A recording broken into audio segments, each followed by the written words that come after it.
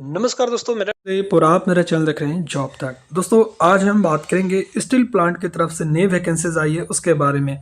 और ये वैकेंसीज आपका नर्सिंग इस्पात लिमिटेड की तरफ से आया है और ये वैकेंसीज के लिए आप ऑनलाइन अप्लाई करेंगे।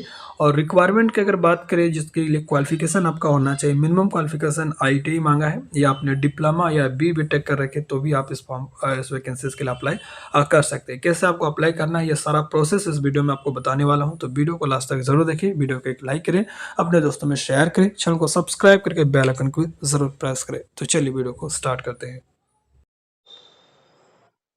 तो जैसे दोस्तों आप यहाँ पर देख सकते हो ये इसकी ऑफिशियल नोटिफिकेशन है और ये रिक्वायरमेंट आपका आया है नर्सिंग इस्पात लिमिटेड की तरफ से, जिसका wheel Khunti post office and PS चौका सरायकेला खरसावां की तरफ से आया। ठीक है, और यहाँ पर देख सकते हो we are hiring for multiple position for various departments. ठीक है, तो यहाँ पर अलग अलग डिपार्टमेंट वाइज वैकेंसीज है। अगर मैं बात करूँ तो सरायकेला हमारे झारखंड में है, तो आप जॉब लोकेशन मान के चलिए झारखंड रहेगा। ठीक है, इसके अलावा भी अदर स्टेट भी हो सकता है, बट ज़्यादातर आपका चांसेस है झारखंड में ही रहने वाली है। ठीक है, झारखंड उड़ीसा के भी आपका रह सकता है। अब यहाँ पर देखिए यूनिट, डिपार्टमेंट, डेजिग्नेशन, एलिजिबिलिटी और वैकेंसीज, सारा डिटेल्स इस वीडियो में बात करेंगे। वीडियो को एक लाइक भी जरूर करिएगा। ठीक है, तो सबसे पहले अगर बात करते यूनिट 1 की, तो इसमें इलेक्ट्रिकल यूनिट है और इसमें अलग अलग डिपार्टमेंट है इलेक्ट्रिकल में, जैसे MBF है, सिंटर है और एस्टिमेशन है और MBF एंड सिंटर है। ठीक है, तो MBF की अगर रिक्वायरमेंट की बात करें, इसके लिए आपका डेजिग्नेशन जो रहेगा शिफ्ट इंचार्ज, और इसके लिए एलिजिबिलिटी है ITI, डिप्लोमा या BTech, लेकिन आपके पास 5 साल का एक्सपीरियंस होना चाहिए शिफ्ट इंचार्ज होने के लिए। ठीक है, दूसरा रिक्वायरमेंट है आपका असिस्टेंट शिफ्ट इंचार्ज, और इसके लिए भी क्वालिफिकेशन आपका ITI, डिप्लोमा और BTech होना चाहिए 4 साल के एक्सपीरियंस के साथ। ठीक है, उसके बाद दोस्तों नेक्स्ट है आपका सिंटर की। सिंटर के लिए आपका शिफ्ट इंचार्ज के लिए भी ITI, डिप्लोमा या BTech होना चाहिए 5 साल के एक्सपीरियंस के साथ। असिस्टेंट शिफ्ट इंचार्ज के लिए भी ITI, डिप्लोमा और BTech होना चाहिए 4 साल के एक्सपीरियंस के साथ। ठीक है, अब जो नेक्स्ट डिपार्टमेंट है वो आपका इंस्ट्रूमेशन है, और इंस्ट्रूमेशन में भी आपका शिफ्ट इंचार्ज है ITI, डिप्लोमा, BTech होना चाहिए 5 साल के एक्सपीरियंस के साथ। सीनियर टेक्नीशियन की भी रिक्वायरमेंट है, इसके लिए ITI, डिप्लोमा या BTech होना चाहिए 5 साल के एक्सपीरियंस के साथ। ठीक है, उसके बाद MBF और सिंटर की है, इसमें सीनियर टेक्नीशियन की रिक्वायरमेंट है और इसके लिए ITI, डिप्लोमा या BTech होना चाहिए, लेकिन 5 साल एक्सपीरियंस भी आपके पास होना चाहिए। अब जो नेक्स्ट यूनिट है वो आपका कैपेटिव पावर प्लांट की है। इसमें 2 तरह की पोस्ट है, 2 डिपार्टमेंट है। पहला जो डिपार्टमेंट आपका ऑपरेशन की है, इसके लिए आपका जो डेजिग्नेशन रहेगा बॉयलर फील्ड ऑपरेटर की। इसके लिए आपका क्वालिफिकेशन जो मांगा है ITI, डिप्लोमा मांगा है, लेकिन 2 से 3 साल का एक्सपीरियंस होना चाहिए। ठीक है, सो दोस्तों मैं तो आपको वैकेंसीज तो बताना भूल ही गया। यहाँ पर देखिए पोस्ट वाइज रखा गया है। शिफ्ट इंचार्ज के लिए 2 वैकेंसीज है, असिस्टेंट शिफ्ट इंचार्ज के लिए 3 है, शिफ्ट इंचार्ज के लिए 3 है, फिर असिस्टेंट शिफ्ट इंचार्ज के लिए 3 है। ठीक है, और यहाँ पर जो है इंस्ट्रूमेशन की बात करें तो शिफ्ट इंचार्ज में 1 है और आपका सीनियर टेक्नीशियन के लिए 1 है। MBF and sinter senior technician में 3 वैकेंसीज है। ठीक है, अब यहाँ पर बात करते हैं कैपेसिटिव पावर प्लांट में, जिसमें ऑपरेशन बॉयलर फील्डेड ऑपरेटर के लिए जो वैकेंसीज है वो आप ITI, डिप्लोमा 2 से 3 साल का एक्सपीरियंस होना चाहिए, मिनिमम 2 साल का एक्सपीरियंस है तो आपका बॉयलर फील्ड ऑपरेटर के लिए अप्लाई कर सकते हैं। इसमें ओनली 1 सीट है। ठीक है, उसके बाद बॉयलर DCS की वैकेंसीज है, इसके लिए आपका डिप्लोमा होना चाहिए 2 साल के एक्सपीरियंस के साथ, इसके लिए 1 वैकेंसीज यहाँ पर रखा गया है। उसके बाद मैकेनिकल डिपार्टमेंट की बात करें तो आपका डेजिग्नेशन जो रहेगा, मैकेनिकल जो है डिपार्टमेंट है, इसमें आपका फिटर की वैकेंसीज है और इसके लिए ITI मांगा है 4 साल के एक्सपीरियंस के साथ, 1 वैकेंसीज है। ठीक है, उसके बाद नेक्स्ट जो डिपार्टमेंट यूनिट है वो आपका सेंटर की है और इसमें 2 डिपार्टमेंट है, एक आपका ऑपरेशन है और आपका दूसरा मैकेनिकल। ऑपरेशन में यहाँ पर देखिए शिफ्ट इंचार्ज की 3 वैकेंसीज है, इसके लिए डिप्लोमा और BTech मांगा है 4 साल के एक्सपीरियंस के साथ। फिर आपका असिस्टेंट शिफ्ट इंचार्ज की रिक्वायरमेंट, इसके लिए आपका डिप्लोमा और BTech मांगा है 2 साल के एक्सपीरियंस के साथ, 1 वैकेंसीज है। ठीक है, फिर ऑपरेटर की रिक्वायरमेंट है जिसके लिए ITI मांगा है 2 साल के एक्सपीरियंस के साथ और यहाँ पर 5 वैकेंसीज है।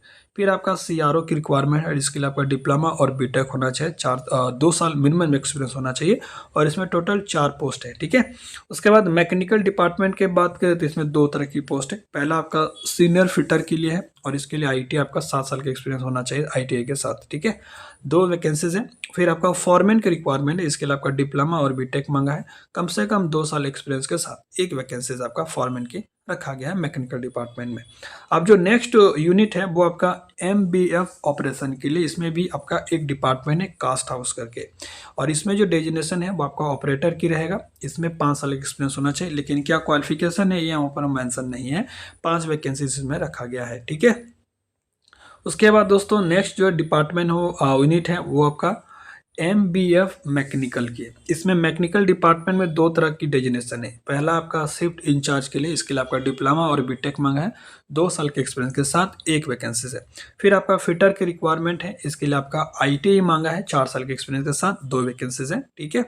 उसके बाद दोस्तों PCI की रिक्वायरमेंट है, यूनिट है। इसमें जो डेजिग्नेशन डिपार्टमेंट रहेगा ऑपरेशन का, डेजिग्नेशन आपका शिफ्ट असिस्टेंट शिफ्ट इंचार्ज की है, और इसमें डिप्लोमा और बीटेक मांगा है, 2 साल के एक्सपीरियंस के साथ, और 2 वैकेंसीज है। अब यहाँ पर देखिए फॉर्म वगैरह कैसे भरना है, चीज़ें आप ध्यान से देखिए। Interested candidate can fill out this form to get shortlisted. एक तो यहाँ पर कॉन्टैक्ट नंबर है, इसके थ्रू भी भर सकते हैं। दूसरा यहाँ पर एक गूगल फॉर्म है, वो उसके माध्यम से भी भर सकते हैं। गूगल फॉर्म का लिंक मैं आपको वीडियो के डिस्क्रिप्शन में दे दूंगा। आप वहाँ पर बेसिक डिटेल्स आपको डालना है, आप अगर शॉर्टलिस्ट होते हैं। और फॉर्म भरने के लिए भी डेडलाइन दे रखा दोस्तों, यहाँ पर 11 दिसंबर तक आप इसका फॉर्म भर सकते हैं, ठीक है। चलिए मैं आपको फॉर्म का फॉर्मेट दिखा देता हूँ, कैसे आपको ऑनलाइन अप्लाई करना है, ठीक है। तो यहाँ पर देख सकते हो दोस्तों, यह इसका एक गूगल फॉर्म है, और इसका फॉर्म का लिंक मैं आपको वीडियो के डिस्क्रिप्शन में मेंशन कर दूंगा। आप वहाँ से डायरेक्ट इसका फॉर्म जो है भर सकते हैं, और यहाँ पर कंपनी का नाम वगैरह भी दे सकते हैं, इसका जो है प्रोफाइल वगैरह भी दे सकते हैं। और ये ईमेल एड्रेस दोस्तों कंपनी का नहीं है, ये मेरा ईमेल एड्रेस है, ठीक है। इसमें मैसेज वगैरह आप नहीं कीजिएगा, ठीक है। और चलिए बात करते हैं इसका फॉर्म वगैरह आपको कैसे फिल करना है। सिंपली यहाँ पर आपको अपना एक ईमेल एड्रेस, जो कि बहुत ही इंपॉर्टेंट है, ये ईमेल एड्रेस आपको पर मेंशन करना है। सॉरी, ये मेरा ईमेल एड्रेस शो कर रहा है, ठीक है। इसको मैं नहीं करना, आपको अपना ईमेल एड्रेस शो करेगा, ठीक है। फिर आपको यहाँ पर अपना नाम मेंशन कर देना है। उसके बाद आपका एक मोबाइल नंबर, ठीक है। उसके बाद यहाँ पर जिस पोस्ट के लिए आप अप्लाई करना चाहते हैं उस पोस्ट को यहाँ पर सेलेक्ट करना है, ठीक है। तो जो आपका क्वालिफिकेशन है उसके अकॉर्डिंग जो वैकेंसीज के लिए आप अप्लाई करेंगे उसके अनुसार से यहाँ पर अपना पोस्ट सेलेक्ट करेंगे। आप अगर यहाँ पर कोई कंपनी में जॉब कर रहे हैं तो करंट कंपनी का नाम वगैरह यहाँ पर लिखेंगे, क्योंकि सारे पोस्ट एक्चुअली एक्सपीरियंस बेसिस पर है। तो ऑब्वियसली अगर करंट कंपनी में जॉब कर रहे हैं तो उसका नाम देना है, अगर नहीं कर रहे हैं तो NA डाल सकते हैं, ठीक है। उसके बाद करंट डेजिग्नेशन, अगर किसी कंपनी में करंटली वर्क कर रहे हैं तो आपका कौन सा पोस्ट है वो पोस्ट यहाँ पर लिख सकते हैं। अगर करंट कंपनी में अभी जॉब नहीं कर रहे हैं तो NA आप यहाँ पर लिख सकते हैं, ठीक है। उसके बाद ईयर ऑफ एक्सपीरियंस, कितने साल के आपके पास एक्सपीरियंस है वो आप यहाँ पर एक्सपीरियंस पे टिक कर सकते हैं, ठीक है। रिसेंट क्वालिफिकेशन के बात करें तो अगर आपने ITI किए हैं और उसके बाद डिप्लोमा किए हैं तो ये चीज़ यहाँ पर मेंशन कर सकते हैं, या आपके पास जो भी क्वालिफिकेशन वो आपको यहाँ पर लिखना है। करंट लोकेशन सिटी के बात करें तो आपका स्टेट भी ले सकते हैं, सिटी भी ले सकते हैं, और विलेज भी ले सकते हैं।